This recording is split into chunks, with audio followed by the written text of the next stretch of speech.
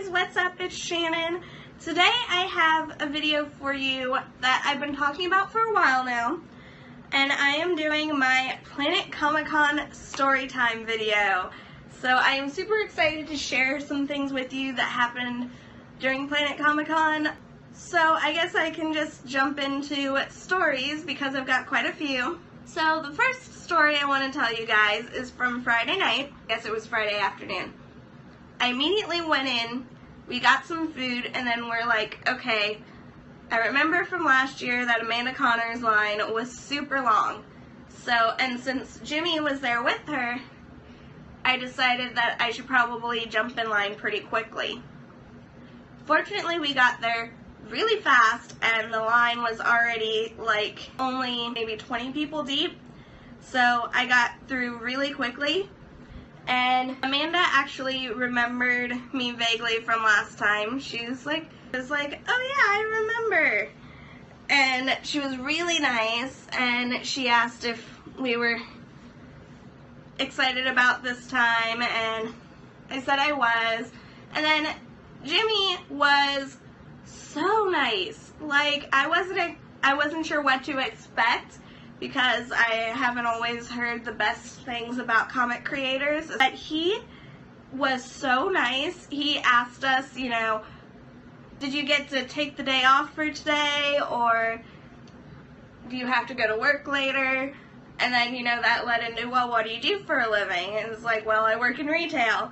And then he asked what kind of store I worked in, and he was just like really nice, and he made a comment that everybody needs to work in retail so that they know how to treat people, so that they can see how people behind the counter get treated. And I could not agree with that more. I was so happy to hear that somebody actually like appreciate what's going on with people behind the counter as, you know, workers. So that was really cool. Okay, that was really all that happened on Friday.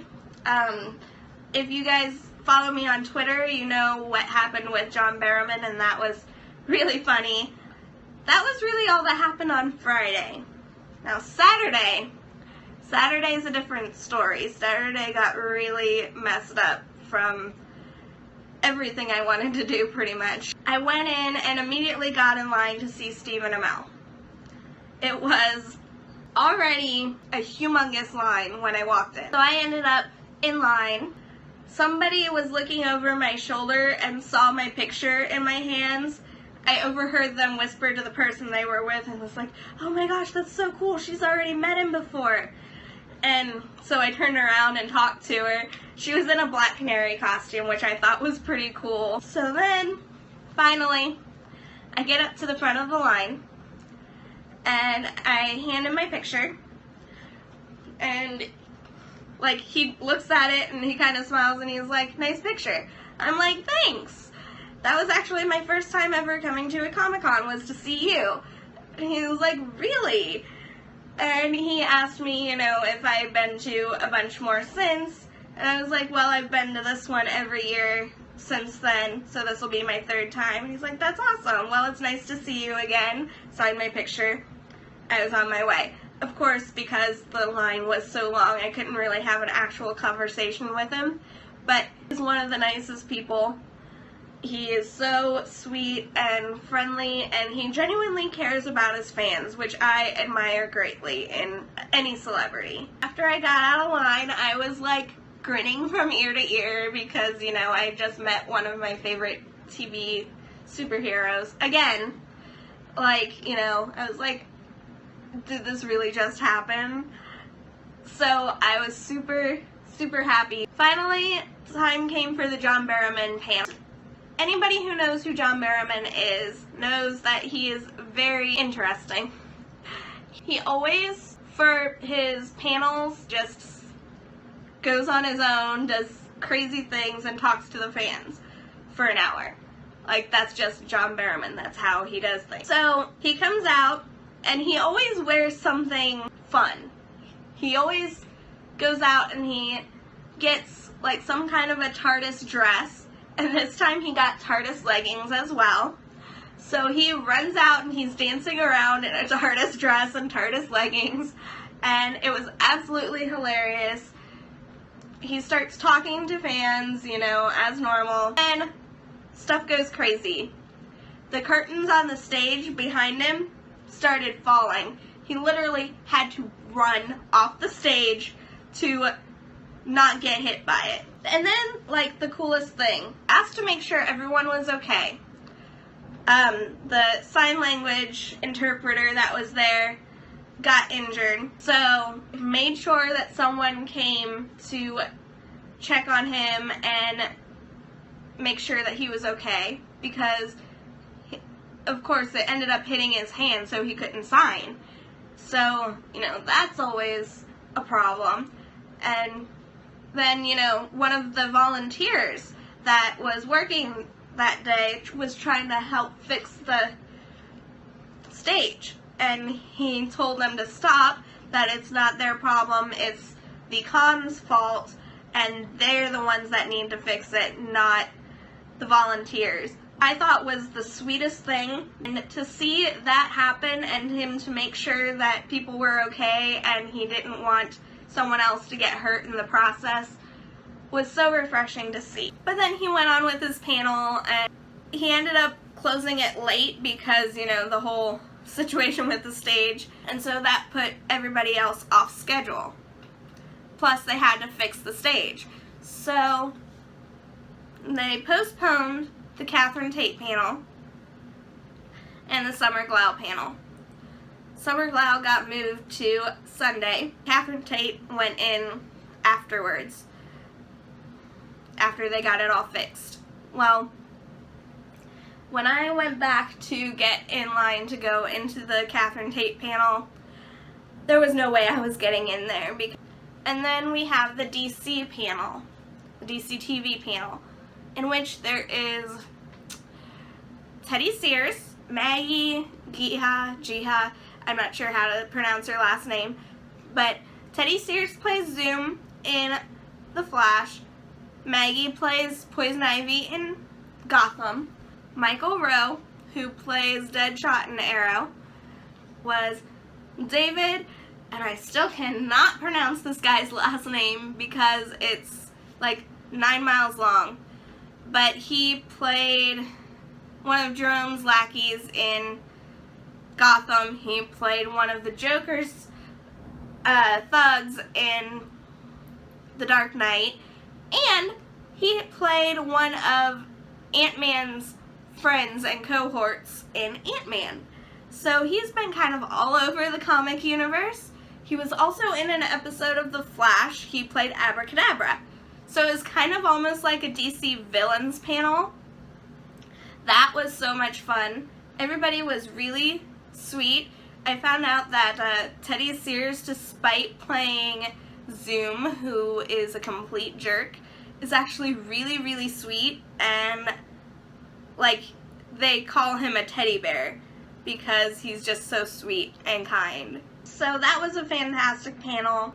I had so much fun. And after the panel, I walk out and I'm trying to not run into people. I stop about 5 feet shy of running into someone, and then I look up and I realize who I almost ran into. It was Teddy Sears. I almost ran into Zoom. I freaked out.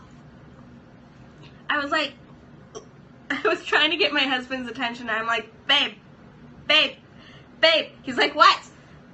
Look right in front of us. Who is that? He's like, huh? I'm like, that's Teddy Sears. So it was kind of funny. I was just like, if I had kept walking and not paid attention, I would have walked smack into the back of his backpack, and I am so glad I was paying attention because that would have been insanely embarrassing. But yeah, that was pretty cool. It was like, oh hey, there he is. He's like right there. It's like, I almost ran into a famous person, literally. Why am I so clumsy?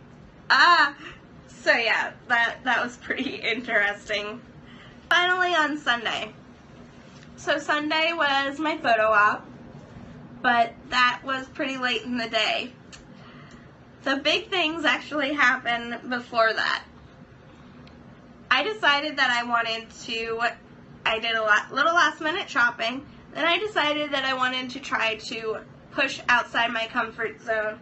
And even though I couldn't afford to actually like get a picture with anybody else, I wanted to still like go up and meet some of these people that, you know, I watch on a daily basis or a weekly basis and want to, you know, tell them that I appreciate the impact that their characters have made on my personal life as a fan. So I was super nervous. First one I went to talk to was Teddy Sears. I was super nervous, even though his line was like really short. I kind of freaked out. I'm like, maybe I shouldn't. And my husband literally pushed me to get into his line and said, "Okay, have fun." Thanks, babe. It was like, really? You're gonna do this to me? But okay. So I get in line, and then right before I come up, he's got to take like a quick break to go to a photo op. So I'm like, okay, I can wait like 10 minutes. The girl that was running his booth, like the one that was showing everybody like where to stand and everything in line, she told me some great stories. She said he likes to sneak up on her when he goes off and then comes back. He'll just like sneak up on her and scare her, which, you know, is pretty cute. And then his booth was right next to Jason Isaacs, who, if you don't know, plays Draco Malfoy's father in Harry Potter. He's not there at that moment. He was doing photo ops or panel or something. But she was telling me all of these stories about him and how when he first came in, somebody had actually misspelled his name on his sign, like above his booth. They spelled it with 2 S's and 1 A. And apparently all he had to do was say, "Essex, really?" And somebody got up there with a permanent marker and changed it for him. That he's actually a really nice guy too, despite, you know, playing a bad guy. That he's just really nice and friendly and kind. So that's always a nice thing to hear too, is, you know, especially people who play villains, that they're really, really nice in real life. He comes back and we talked for a little while, and he is, like I said, he's really nice, and he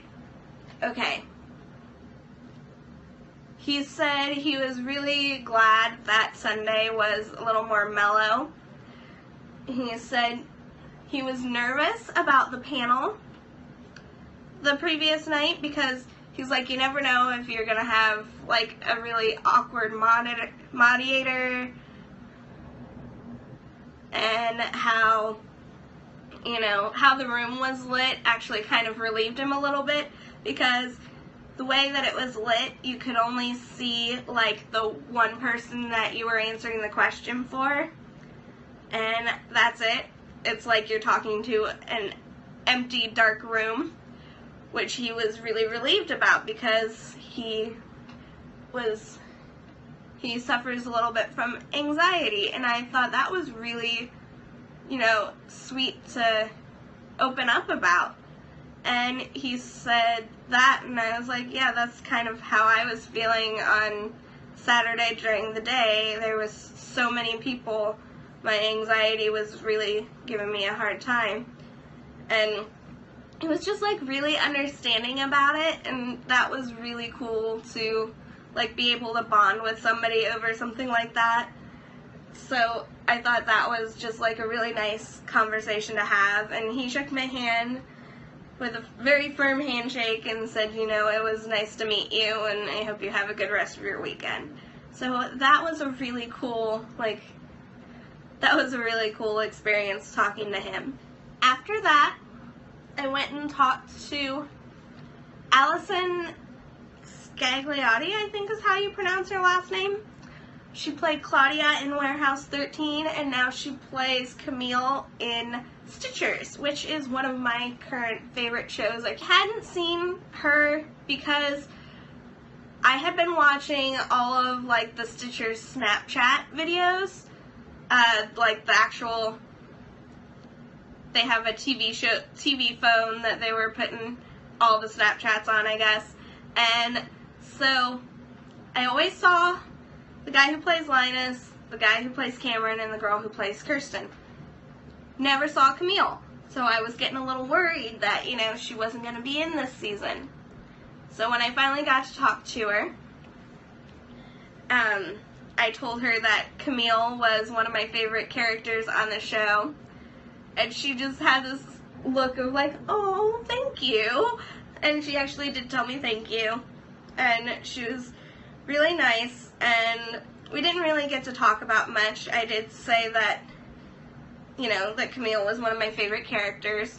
And I was a little concerned because I hadn't seen her pop up on any of, like, the Snapchats or anything. And she said, yeah, when she's at work, she leaves her phone in her trailer, and she just really tries to focus on the job at hand, which is actually, you know, being in the scene and knowing her lines and making sure that she comes across as her character instead of, you know, like, constantly being on her phone or things like that. And I thought that was really cool that she wasn't on there because she was trying to be professional and she didn't want to distract herself. So it was really cool to meet her. She's pretty awesome. I saw her panel later on in the day, and she was lots of fun. She is also a musician, so I'm really interested to hear some of her music as well. And the last person I actually got to talk to was Billie Piper, and she wasn't feeling well that weekend. She had a cold, so she had like tea, and she had tissues and things sitting at her table because she really wasn't feeling well, but she wanted to stay for the fans, which I thought was really admirable.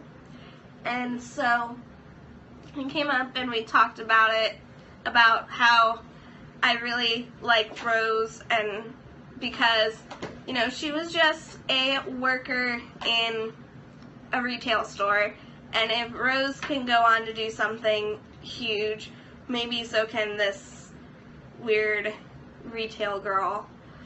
And she asked if, you know, I get bullied by customers, and I said, yeah, I do. And she said that you kind of get hateful people no matter what place you work in.